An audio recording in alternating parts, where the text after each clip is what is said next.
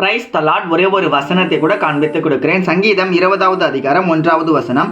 ஆபத்து நாளிலே கர்த்தர் உமது ஜெபத்தை கேட்பாராக. இன்னைக்கு ஆண்டவர் நம்மளை பார்த்து சொல்றாருங்க, மகனே மகளே உன் ஜெபத்தை நான் கேட்க போறேன் அப்படின்ட்டு. ஏசப்பா நம்ம ப்ரேயர் ரிக்வெஸ்ட் நமக்கு கேட்கிறாராமா.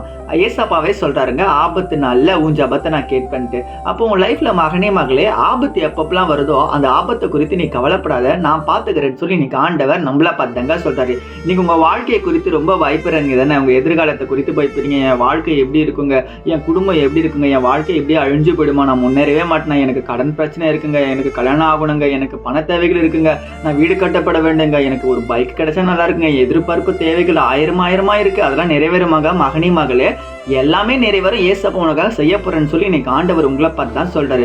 உனக்கு என்ன காரியம் வேணுமோ அதுக்கு நீ என்ன பண்ணும், அதுக்காக நீ உழைக்கிற ஒரு பிள்ளையாம இருக்கணும். அதே போல ஜபத்துல நீ உறுதியா இருக்கிற பிள்ளையா இருக்கணும். ஏசப்பா உனக்கு ஏற்ற நேரத்துல எல்லா காரியத்தையும் செய்யதான் போறாரு. ஆனா நீ விசுவாசமா ஜபத்துல உண்மையா இருக்கணும்னு சொல்லி இன்னைக்கு ஆண்டவர் உங்களை பார்த்து தான் சொல்றாரு.